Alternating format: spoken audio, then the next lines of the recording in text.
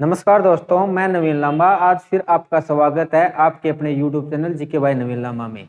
हम हरियाणा जीके की सीरीज को आगे लेकर चलेंगे। जब हमने शुरुआत किया, हमारी पहली क्लास आई थी जिसमें हमने देखा था कि हरियाणा का उदय, और हरियाणा का उदय जिस हिसाब से आपको करवाया गया है, उम्मीद करते हैं आप लोग भी बहुत अच्छा आपको पसंद आ रहा होगा और वही हमारा बहुत सारा दिल खोल के सपोर्ट करोगे आप लोग, क्योंकि जो पहली क्लास आपको जिस कंटेंट के साथ में प्रोवाइड की गई है वो भाई बहुत जबरदस्त कंटेंट आप लोगों को दिया गया है। अगर जिस स्टूडेंट ने वो वीडियो नहीं देखी है तो भाई मेरी आपसे गुजारिश है कि वो वीडियो जरूर देखें और अपना आईक्यू लेवल या जीके का लेवल देखें भी कैसे पढ़ाई जाती है। और ये जो हरियाणा जीके है, अब हरियाणा पुलिस में अभी हाल फिलहाल में 20 नंबर की बताई गई है, अपने बहुत मायने रखती है। और जब HSSC हरियाणा जी की पूछती है ना तो भाई सबके नानी याद दिला देती है, ये आपको पहले भी पता होगा। तो उसी हिसाब से उसी चीज को देखते हुए जब हमने बात चल रही है कि बुक फ्री कंपटीशन, यानी कि टीचर के द्वारा इतनी हरियाणा जी के कोई भी सब्जेक्ट को पढ़ा दिया जाए जिसमें से उसको एक्स्ट्रा ना देखना पड़े, तो इसीलिए चीजों को भाई बहुत गहराई के साथ में, और कंपटीशन को आपको पहले भी बताया है कि कंपटीशन का रूल क्या होता है, नॉलेज के लिए नहीं पढ़ा जाता। जैसे आज कोई चीजें पूछी जा रही है वो पहले पूछी गई है और आगे पूछे जाने की संभावना है। तीन ही चीजों पर कोई भी कंपटीशन टिका होता है। अगर इससे बाहर की कोई चीजें आप पढ़ोगे तो समझो आप नॉलेज के लिए जा रहे हो, और नॉलेज यहाँ कोई मायने नहीं रखती, यहाँ पर सिर्फ ट्रिक मायने रखती है कि आप एग्जामिनर कैसे क्लियर कर सकते हो, ये चीजें आएगी। अब हमारे पास में आज हरियाणा का उदय सेकंड क्लास है, और सेकंड क्लास को हम स्टार्ट करने से पहले थोड़ा सा पहले की बातों को रिवाइज करवाना चाहता हूँ। मात्र 5 मिनट का समय लगेगा कि कल हमने क्या क्या पढ़ा था।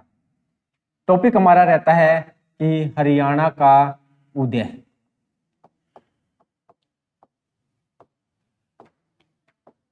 जो कल की बात थी बिल्कुल नॉर्मल है। 1700 हमने चौमन से बात की थी, तब दिल्ली का राजा हुआ करता था आलमगीर द्वितीय। उन्होंने कुरुक्षेत्र मराठों को दे दिया। मराठों को देने के बाद में जब धीरे धीरे आगे 2-4 साल गुजरे, 56 उनके पास हरियाणा पर पूर्णतः मराठों ने अधिकार कर लिया और उनका शासन आगे चलता रहा। जैसे ही 1761 पानीपत की तीसरी लड़ाई होती है, उसमें अहमद शाह अब्दाली वर्सेस सदाशिवराव भाऊ जो कि मराठा सरदार है, उसमें हार जाते हैं और युद्ध स्थल पे मारे जाते हैं। तो उसके बाद में क्या होगा, भी मराठे कमजोर होना स्टार्ट हो जाते हैं। कमजोर होने के बाद में और इधर से एक प्लासी का युद्ध होता है कि जो कि कलकत्ता में एक जगह है वेस्ट बंगाल में, वहां पर युद्ध होने के बाद में क्या होगा, अंग्रेज शक्तिशाली हो जाते हैं, तो वो अब अपना उत्तर की ओर आना स्टार्ट करते हैं। और इधर से जब हम इंडिया मैप से देख पाते हैं ये चीजें, मात्र 2 मिनट का समय है, ये चीजें इधर दिल्ली है अपनी। जब मराठा का शासन इस प्रकार से था और ये 1761 का युद्ध हार जाते हैं और इधर से ये 1757 का युद्ध जीत जाते हैं अंग्रेज, तो ये आगे बढ़ रहे होते हैं, ये कमजोर होना स्टार्ट हो जाते हैं। तो तब ये आगे प्रोसेस चलती रहती है। और 1803 में हमने देखा था एक युद्ध होता है लासवाड़ी का युद्ध, जो कि एक यूपी में है, जिसका परिणाम क्या रहता है कि सुरजी अंजन गांव की संधि होती है, जिसमें से हरियाणा मराठों के द्वारा अंग्रेजों को दे दिया जाता है। और अंग्रेजों को देने के बाद में ये प्रोसेस थोड़ी सी 1805 में राजकीय रूप से 2 भागों में बांट देती हैं। कहने का मतलब क्या है कि कुछ भाग मराठों के अधीन अभी भी हाल फिलहाल में और कुछ भाग अंग्रेजों के अधीन में है। फिर ये थोड़ा सा इनके पास आने के बाद में 1809-10 की बात करते हैं, जिसमें से हरियाणा पूर्ण रूप से अंग्रेजों का अधिकार हो जाता है। और ये अपने आप को इसको वही 3 भागों में बांट देते हैं और प्रत्येक भाग पे प्रशासनिक दृष्टि से 3 भागों में बांटते हैं और प्रत्येक भाग पर एक अधिकारी, रेजिडेंट नामक अधिकारी नियुक्त कर देते हैं। और उसके बाद 1924 की बात आती है, तब हमारे पास, उससे पहले अम्बाड़ा नहीं हुआ करता था, फिर हमारे पास अम्बाड़ा अंग्रेजों के अधीन हुआ था। ये चीजें भी हमने देखी थी। और उसके बाद 1900 नहीं, ये वही 1824 के बाद 1842 इस समय अम्बाड़ा को शिमला के अधीन कर दिया गया, क्योंकि महाराजा रणजीत वाली भी हिस्टोरिकल हमने बहुत अच्छे से देखे। जिस स्टूडेंट ने वो वीडियो नहीं देखी है ना, तो यहाँ पर थोड़ा सा आप लोगों के लिए मुश्किल हो सकता है। वो वीडियो इस वीडियो का बिल्कुल बेस रहेगी।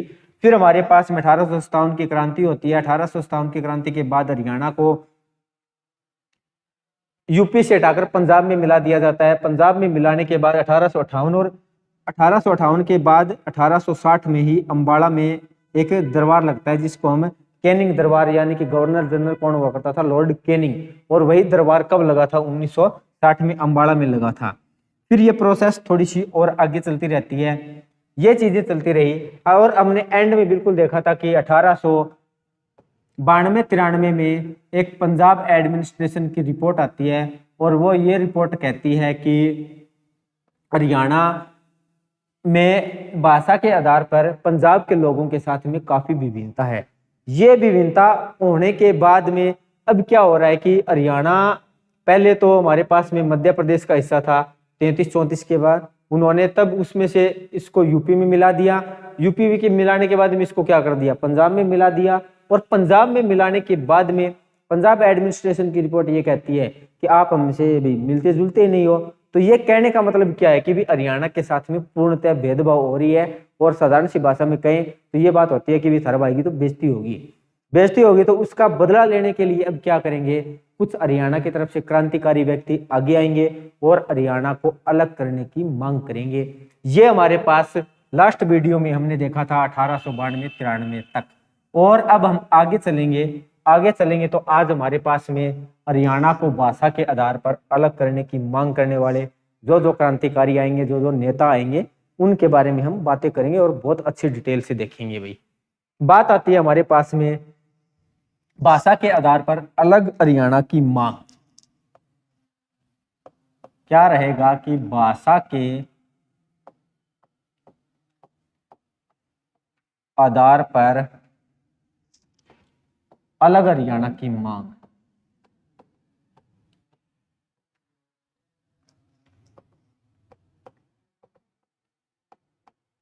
ये सभी में कॉमन रहेगा कि भाषा के आधार पर ही रहेगा कि मांग। बहुत अच्छे प्रश्न है, बहुत अच्छी वीडियो है भी आप लोगों के लिए।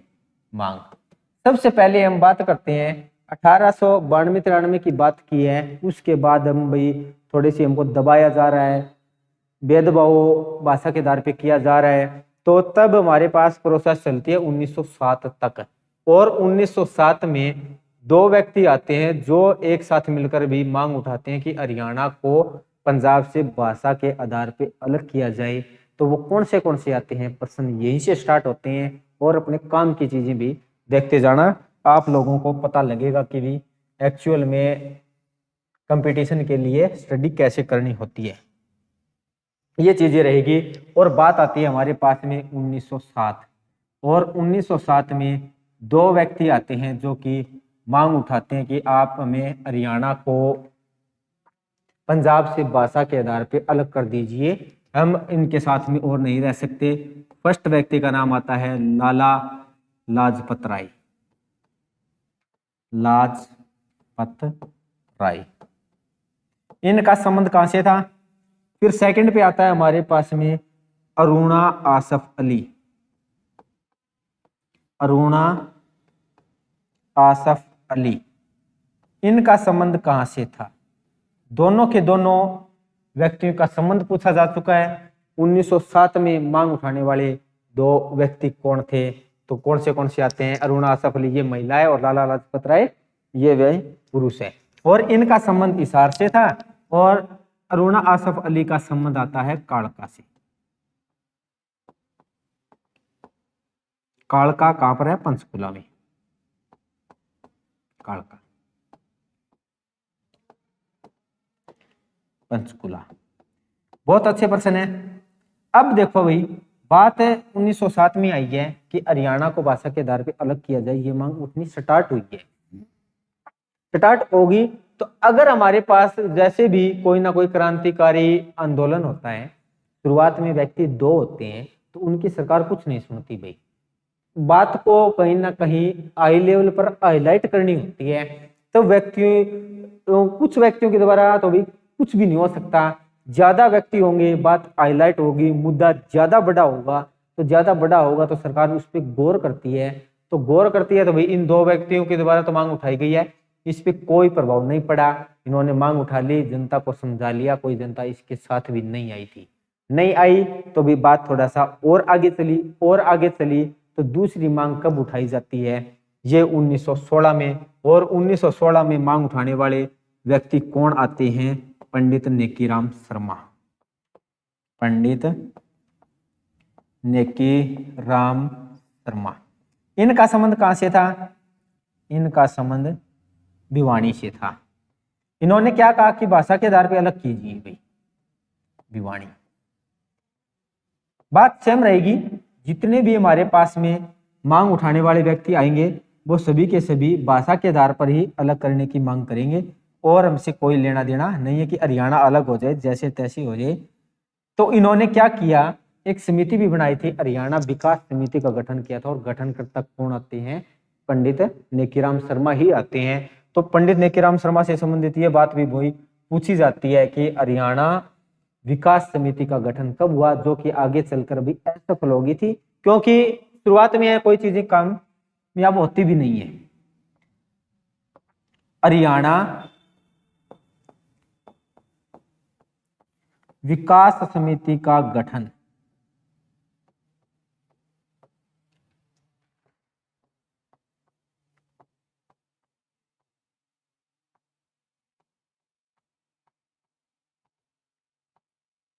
हरियाणा विकास समिति का गठन, और जो कि आगे चलकर असफल होगी। ये बात भी आपको पता होना चाहिए, क्योंकि इसका रिजल्ट नहीं आया था, लेकिन एग्जामिनर भी हमारा पास रिजल्ट भेज देता है। पूछा जाता है कि हरियाणा विकास समिति का गठन कब हुआ था और किसने किया था। तो ये बातें भाई आपको पता होना चाहिए। इसका परिणाम क्या रहा था, असफल हो गई थी भाई, प्रयास असफल हुए।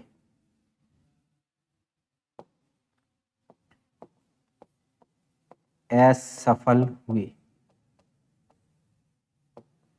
ये चीजें रहेंगी हमारे पास। अब तक इससे संबंधित भाई 4 प्रश्न पूछे जा चुके हैं। बातें मांग उठ रही है, उठाने वाले आ रहे हैं। हरियाणा सरकार के पास भी कोई जून तक नहीं रहने वाले, क्योंकि अब तो अंग्रेज हैं, ये तो किसी की सुनने वाले नहीं है। अगर स्थानीय सरकार हो सुनती वही नहीं है। तो अब हमारे पास में आगे चलेंगे तो बात आ जाती है 1923। और 1923 में एक व्यक्ति आते हैं, महाराज स्वामी सत्यानंद। यह प्रश्न भी बहुत अच्छा पूछा गया था। बात क्या थी, इस प्रकार से जब हमारे पास आज का क्या है, ये इंडिया रहेगा, हाँ जी इंडिया, ये चीजें, और हमारे पास हरियाणा यहाँ पर हुआ करता था। हरियाणा के बाद में ये पंजाब, पहले तो इतना हुआ करता था, और इसमें कुछ हरियाणा था, लाहौर वाला भी हिस्सा था। और ये लाहौर में क्या कर रहे थे भी, कोई ना कोई सभा को प्रवचन दे रहे थे।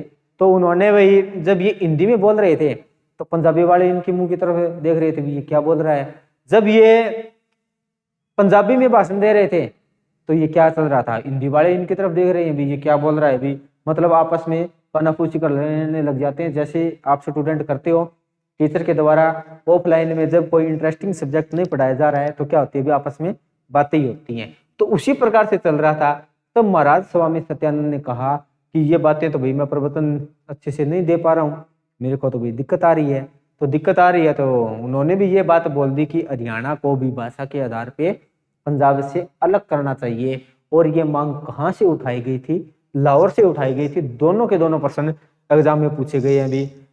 स्वामी सत्यानंद या महाराज स्वामी सत्यानंद, महाराज स्वामी सत्यानंद। और ये मांग कहां से उठी थी, लाहौर। ये भी आपको पता होना चाहिए भी, लाहौर। लेकिन इसका इफेक्ट तो नहीं हुआ, कोई सरकार के ऊपर कोई ना कोई जू तक नहीं रेंगी थी। लेकिन अपने भाई एग्जाम में इसकी जू रेंग जाती है, 1 नंबर तो भाई बहुत होता है। इसी प्रकार से सत्यानंद। बात थोड़ी सी और आगे चलती है, बात आ जाती है 1925। ये मांग उठती है ना, ये मांग थोड़ी सी हाईलाइट थी, क्योंकि इसमें अब थोड़े से बड़े लेवल के नेता आ चुके हैं। और एग्जाम में भी बहुत बार पूछी गई है, वो चीज तो अब सभी के लिए कॉमन हो चुकी है। बात तो वो आएगी ना कि जब हमारे पास जो प्रश्न केवल हमें आता है और औरों को नहीं आता, आगे तो हम तब निकलेंगे। ये चीज आपको पता होनी चाहिए। तो 1925 में क्या है, कोई ना कोई स्वागत समिति चल रही थी और उसके अध्यक्ष थे पीरजादा मोहम्मद हुसैन। उन्होंने ये बात बोल दी कि हरियाणा को भाषा के आधार पे अलग कर देना चाहिए। ये तो भी बिल्कुल बेसिक प्रश्न है और सभी को आता है। क्या है भी, मुस्लिम लीग के अध्यक्ष, और ये अध्यक्षता चल कहां पर रही थी, दिल्ली में।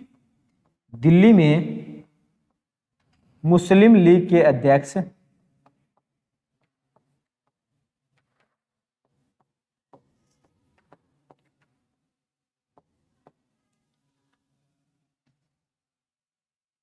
पीरजादा मोहम्मद हुसैन ने क्या कहा था कि हरियाणा को आप दिल्ली में मिला दीजिए। के अध्यक्ष पीरजादा मोहम्मद हुसैन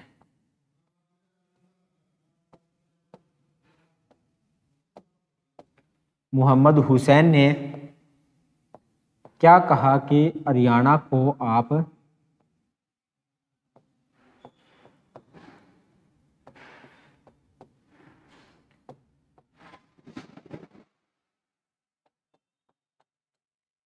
हरियाणा को दिल्ली में मिला दीजिए।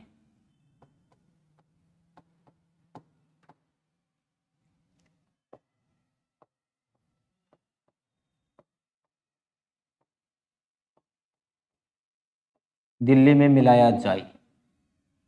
ये चीजें बहुत अच्छी बात थी इनकी भी कि भाषा के आधार पे इनको अलग कर दें। हमें कोई मतलब नहीं है कि मैं पंजाब से अलग हो और दिल्ली में मिला देना चाहिए, कहीं ना कहीं हो। इसे भाषा के आधार पे हमें सिर्फ और सिर्फ चाहिए क्या, अलग डिपार्ट। तो अब ये बातें भाई उठ रही है, मांगे मांगे उठती रहेंगी। हमारा हरियाणा तो 1966 में बनेगा, लेकिन मांग तो भाई 1907 से स्टार्ट हुई है और कितना लंबा संघर्ष करना पड़ा है हमें। करीबन करीबन यही 60 सालों का संघर्ष, 59 सालों का संघर्ष करना पड़ता है, तब जाके हमारा हरियाणा स्टेट अलग हुआ था। और यहाँ पर आज अगर किसी का एग्जाम 6 महीने में ना निकले ना, तो हताश होकर स्टूडेंट तैयारी करना छोड़ देते हैं। और यहाँ पर तो हमने 60 सालों तक क्या किया है, हरियाणा के लिए संघर्ष किया है। तो भाई ये तो बिल्कुल गलत बात है। अभी उठो जागो और अपने सपनों को पूरा करने के लिए दौड़ो। मैटर ये नहीं करता कि भी कितना पढ़ रहे हैं, मैटर ये करता है कि क्या पढ़ना है। इसी के लिए आप लोगों को भाई बुक फ्री कंपटीशन में आप लोगों के साथ में है, यानी कि जो हरियाणा जी के यहाँ पर कराई जाएगी, आपको सिर्फ रजिस्टर में नोट करनी है और बार बार इनको रिवीजन करते ही जाना है और कुछ भी नहीं करना है। यहाँ पर ये चीजें आएंगी। अब 1925 की बात हो चुकी है, भाई हरियाणा को क्या कर दिया जाए, दिल्ली में मिला दिया जाए, बात अलग नहीं होगा। फिर बात 3 साल बाद की बात आती है। 3 साल बाद में क्या होता है कि एक सर्वदलीय सम्मेलन चल रहा होता है, जिसमें भी मुस्लिम लीग है और जो कुछ जो चीजें आती हैं वो इसमें चलती रहेंगी। 1928 में सर्वदलीय सम्मेलन। सर्वदल का मतलब क्या आ जाता है भी, जितने भी, कांग्रेस भी इसमें शामिल थी, मुस्लिम लीग भी शामिल थी, कोई छोटा मोटा एक दो लीग और भी आती है हमारे पास में, होम रूल लीग आंदोलन चल रहा था, ये वो चीजें हैं। सर्वदलीय सम्मेलन में मांग,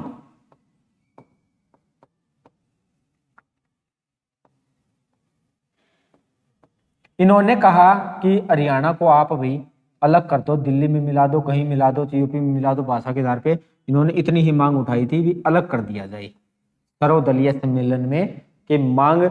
और इनको क्या कर दिया, 1925 वाली बात को पुनः से रिपीट कर दिया गया। और ये बात फिर से पूछी जाती है कि 1925 वाली बात को पुनः रिपीट कब किया गया, सर्वदलीय सम्मेलन में।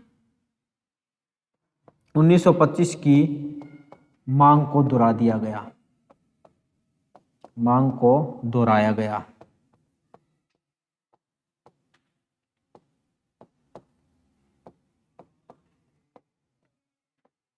ये चीजें।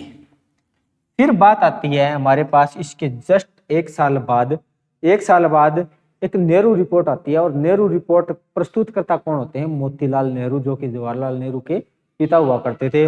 उन्होंने भी यही बात की थी कि हरियाणा को अलग राज्य बनाया जाए। बिल्कुल सिंपल सी बात है कि 1929 में मांग उठाने वाले कौन थे। 1929 नेहरू रिपोर्ट। और ये नेहरू रिपोर्ट प्रस्तुतकर्ता कौन थे? मोतीलाल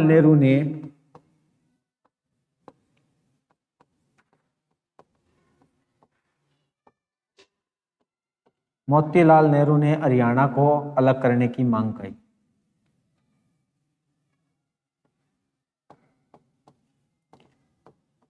अलग राज्य की मांग।